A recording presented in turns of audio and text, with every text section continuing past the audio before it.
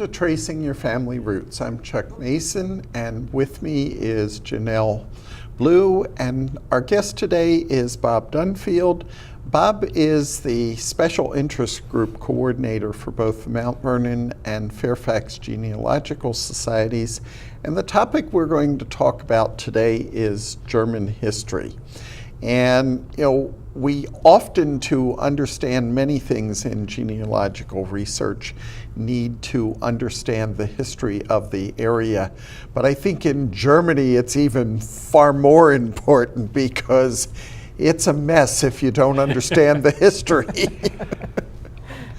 So, Bob, what does Germanic history actually mean? Well, I'm glad we said Germanic because here again, it starts off with the Holy Roman Empire. It starts at 800 AD when Charlemagne, or Charles the Great, or as us good Germans know him as Karl the Grosse, is crowned king of the Roman Empire. He's the king for 14 years, and then when he dies, it's split up between his three sons. And it doesn't really come back into favor until 692 when Otto I is crowned emperor, and that's when the empire really comes back to life, and it controls the area. And that's when we start saying the Holy Roman Empire, and that's the difference. And we also add of the German nation.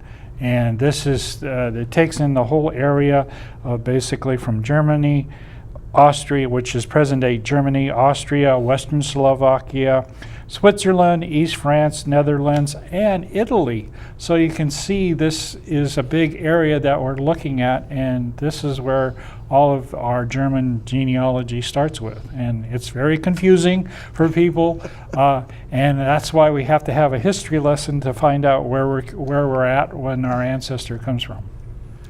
Okay, and do we have books and things that our viewers might be able to purchase? Yeah, I'm glad you mentioned that, because one of the ones I really love and I work quite a bit with is Wendy Unkamper's book, Lands of the Germans, Empires and Before. This is a really good, it's available at the Virginia Room. It's also pretty cheap to buy. It's only like $12 or $10. And it takes each area and gives a history of it from when they start off with each one of the states or the little kingdoms, and goes through it. It has a synopsis at the end about how the empire went and certain times that it comes on. Here's a picture of the book. Like I said, this is a fantastic one. It will help you out immensely in your German genealogy once you identify exactly where your ancestor is from what region or state. Well, and you mentioned it's available at the Virginia Room. Just in case any of our viewers are unfamiliar with the Virginia Room, the Virginia Room is the genealogy collection for the Fairfax County Library System, and it's out in the main library, out in Fairfax City, out on North Street. Very easy to get to, around the corner from the courthouse, up on the second floor. And the good thing about, I think, the collection there is people often think, well, it's the Virginia Room, so it's only going to have Virginia stuff.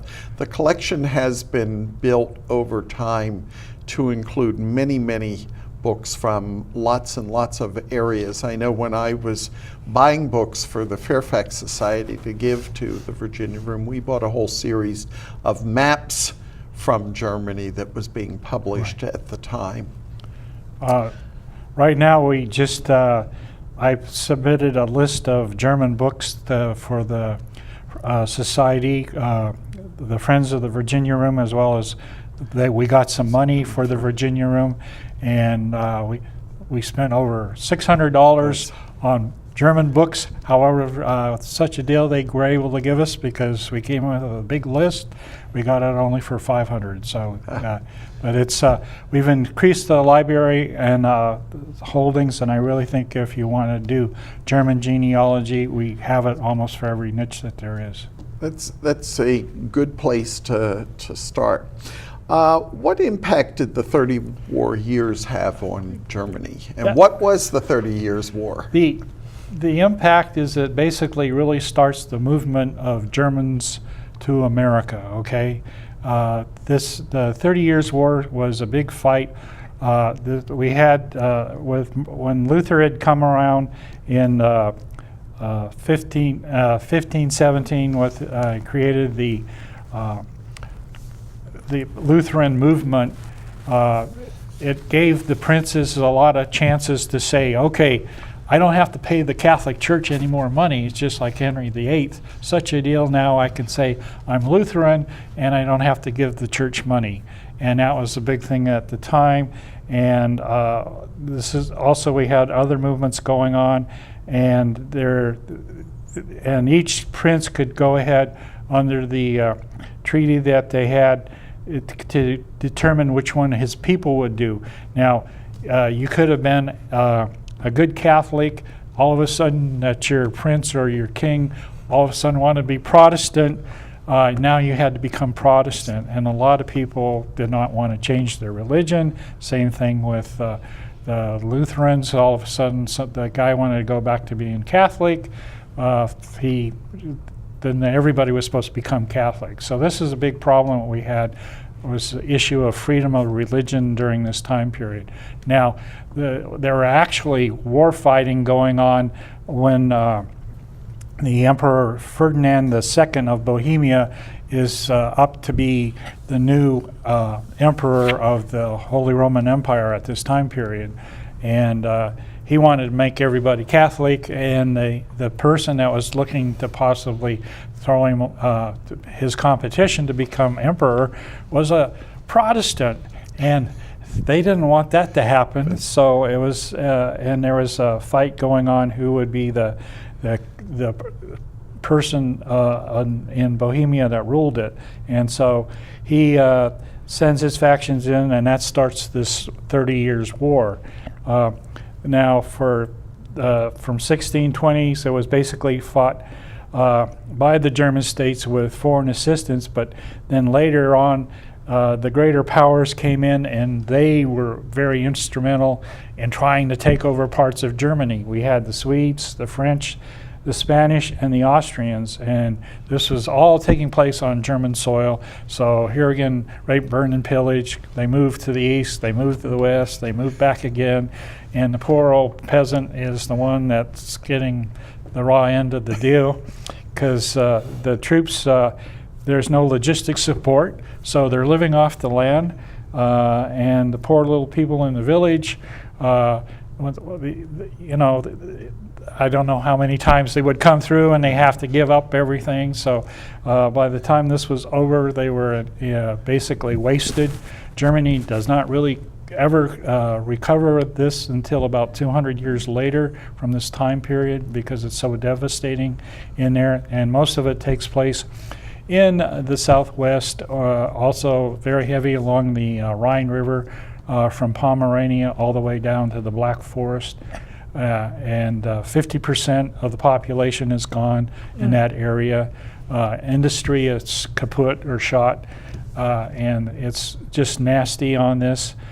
Finally, at the end, the French win a victory over the Spaniards at Rocco Rio at 1643, and then the Swedes defeat the imperialisms at Yanko Kawa in 1645. Sorry about my Swedish here or whatever. And they lead to the Peace of Westphalia in 1648. However, it doesn't really settle all the issues, but that's when they basically come to a more modern area that we know today. And then later on down the road, we have Napoleon and the impact that he had on Germany. And I like to say Napoleon was probably one of the best Germans there was, because he creates the modern state of Germany. What we had beforehand was there were so many there was over 396 different entities in Germany. Okay, 396, okay? How can you control an area with people fighting over each little deal. You had allegiance, feudalism was still going on. And also you had 45 imperial cities. What that meant is that you had an imperial charter that you didn't have, you were responsible to the emperor, but nobody else. Also, we had a lot of bishoprics there, ecclesiastical estates. Where I was in Germany, Bamberg was one of those, and one of the more famous ones, all run by the bishop. He was the guy in charge of the area. It wasn't a king, it wasn't a duke, it was the bishop. Okay, so when he comes along, he says, enough of this is BS, I'm going to make it simple. And so he creates 37 areas or states that he can control. And so that's the big thing for us, is that he modernizes it, gets it down, weakens improves the court system, feudalism is weakened, and the trade guilds lose some of their power. And this is all to the positive of what we now know, which is the modern German nation. But it also drives the people, one, they want freedom of religion, they need not to be in a constant state of war, and they want a respite from all this activity. I'm thinking about DNA results and how you think you're German, and yet it's going to tell you that you've got this and that in your background, and I think you've just explained how that might have happened. Yeah. Well, that's the whole thing. There was all these, the major powers decided that, hey, they want to get a piece of the action, or they want to get a piece of the land. So it was the Spaniards. They were fighting about the Netherlands up there. That was part of, this is when they have the Netherlands break away and form Netherlands. And that area, you have Belgium is up in there, and then later on even down to the Italians down there that they're there. So it's, as you said, it's a hodgepodge, and because of the activity going on, the rape, burn, and pillage that we have, DNA can be a big surprise. Also, did Napoleon bring in civil registration records, or was well, that something? He did, and that's the whole thing on his area. The French basically bring it in on the areas that they control. Louis XIV comes in, and he starts the Palatine movement to America, because he's basically kicks out the king of Palatine, and he controls that area, as well as goes down into the Alsace region. And so all that region is controlled by the French. And then when Napoleon comes along, he decides to move it a little bit further to the east, and he takes over. And after he gets rid of all these kingdoms, he creates what's called the Confederation of the Rhine in 1806. And that's where we have the civil records. He mandates that there will be civil records. That's for your birth, marriage, and death records. Now that there is some, but unfortunately, when he goes away in 1814, so do the civil records for the most part. And they stay away until finally, when Otto von Bismarck comes along, here again, and he makes it mandatory by 1876, and whenever you have an activity, you have to go to whatever Rathaus that where you're living and record these incidents about your marriage, birth, and death.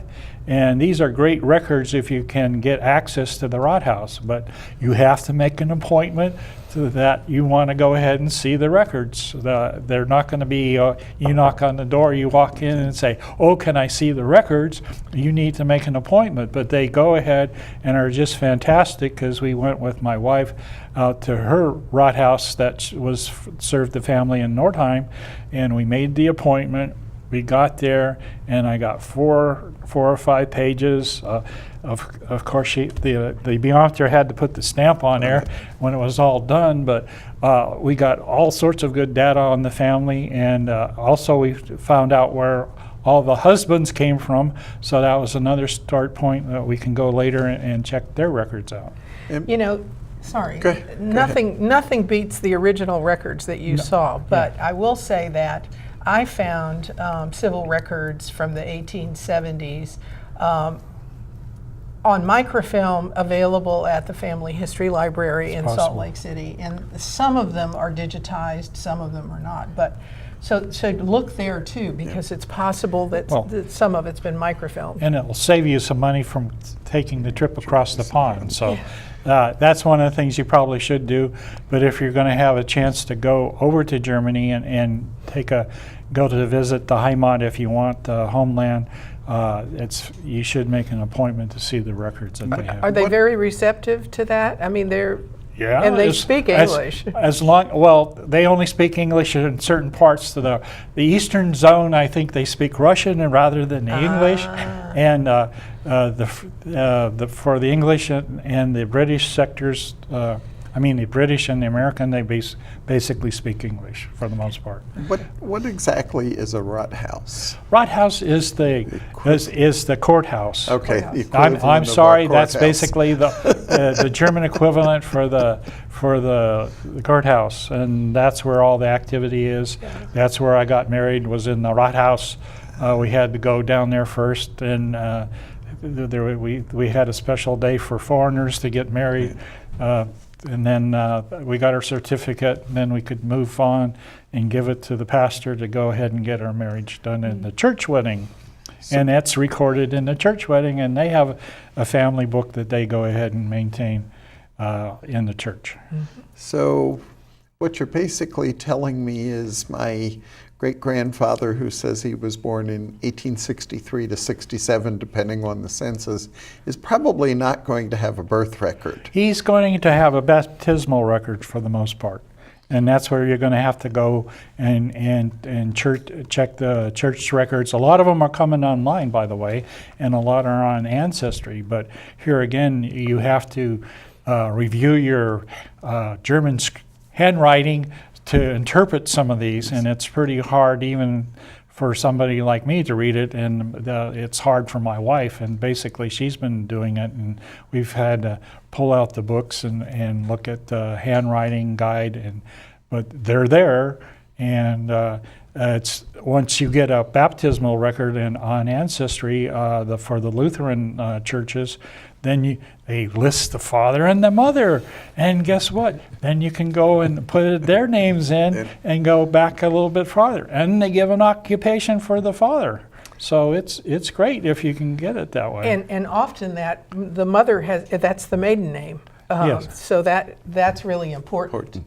Well, and Janelle mentioned the microfilms of the German records out the Family History Library out in Salt Lake.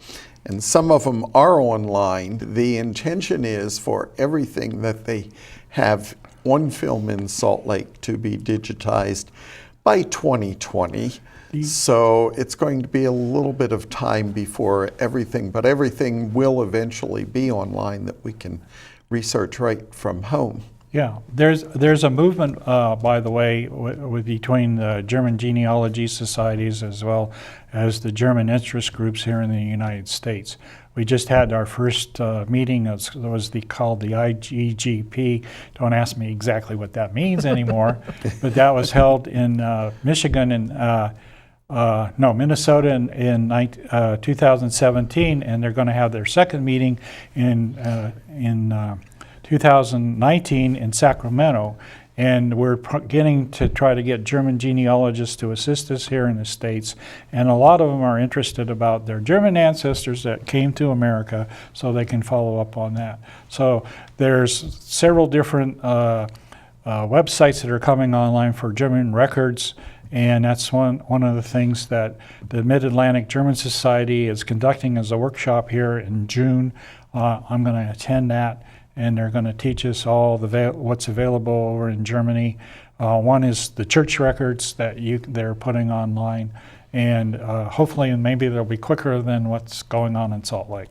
And a lot of the stuff at Salt Lake didn't get captured that will be in the German records. Well, also some of the records at Salt Lake cannot be digitized open to the public Yeah. because of some agreements that they have. So you have to go to a family history library Right. to be able Yeah. to access those. That is true with not just German records, but other records. It depends on what the agreement is, but at least they will be available either from home or in a family history center. So between 1860, 70, and 80 in the U.S. Census, many German ancestors stated that they were from Prussia. However, they lived in the Rhine region. Well, this goes back to, here again, some of the wars that take place and who are the winners, and that's one of the things that happened in the Rhine area. There is it's called the Prussian Rhine area, which is basically now in Westphalia. That's along the Rhine River, but at that time it belonged to Prussia. So here again, your ancestor was correct in saying Prussia is my location, but it ain't anywhere close to Berlin. Right, and my ancestors lived in Poland, and they were Prussian, but they were Germans. Well, that's. I'm glad you mentioned that because we can discuss the Polish. There's partition. Now, Poland. It was a split between Frederick the Great, Maria Theresa, and then the Tsar of Russia at the time. They decided, Poland's not so strong. We're going to divide it up, cut the pie amongst us, and this is what they did. And this illustration here shows you how they cut the pie in Poland. And this is where we get Silesia, we get the Danzig region, Galicia, and Posen, all that other stuff. So this is where a lot of people say, but today if I go back, am I Polish or am I German? Well, you have to look at the history, and basically if you don't have a Polish name or you don't speak Polish but German, more than likely you're German. German, yeah. One of the other things, I grew up in an area of New Jersey where the Revolutionary War was taking place, and we had the Hessian Soldiers actually march down the road that my grandfather was an employee on a dairy farm, marched down the road where the farm was, and many of those Hessian soldiers remained in the United States. They came over to fight in the war, but stayed here. So what can you tell us about them? Oh, I'm glad you talked about that. Well, basically, approximately maybe 4,000 remained, 4,000 to 5,000 remained after the war. But what happened is that a lot of them were captured, and because the way they were foreigners, they didn't actually fall under the normal deal of prisoner exchange. Plus, it cost the crown to still keep paying the king, wherever they were from, their money as a soldier. So they were more. It didn't bother where they were from that they were POWs, and so basically a lot of these POWs come down and are put in German communities here in Pennsylvania, in Virginia. In fact, one cobbler in Pennsylvania who's doing all the shoes, basically he has nothing but POWs, and they're knocking out all the shoes for the Continental Army. So it's a great thing, and they like it, and they go ahead and stay. But here again, they're not all Hessians. That's a misconception that these people are. They were mercenary soldiers in which the princes needed money, especially the one in Ansbach. He had a lavish lifestyle of the rich and famous, and he sold his people because he could, okay? And the 6 major places where they came from was Hesse Castle and Hesse Hanau. They were the largest two, and that's why they're all called Hessians. But then the other ones were Ansbach, Bayreuth, by the area where I was stationed, and Ansbach. They misspell that, by the way, but it's A-N-S B-A-C-H, not a P, as you'll see written in some English deals today. And then we had Anhalt, Zurb, Waldeck, and Brunswick. Brunswick, by the way, their troops were captured at the Battle of Saratoga, and they're the ones that go to Charlottesville, and that's why we have Hessian barracks today in Charlottesville, because that's where they were posted or stayed at that time period. And quickly, we're getting close to the end here. If an ancestor came from Alsace-Lorraine, were they German? Were they French? Depends on what part of history we look at. For the most part, they, as we talked earlier, they when Louis XIV comes in, he captures that area, and then that stays that way until we had the Franco-Prussian War.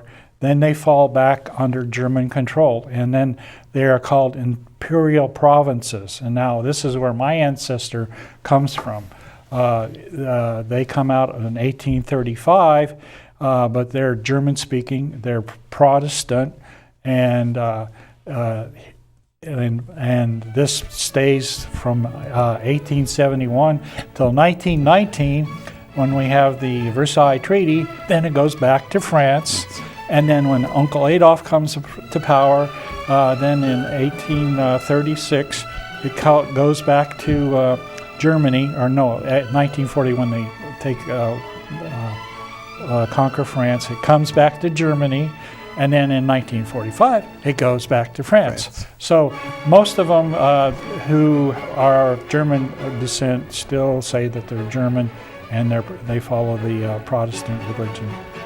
Well, Bob, this has been very interesting. I'm sure it's also been informative for our viewers, and we appreciate you taking the time.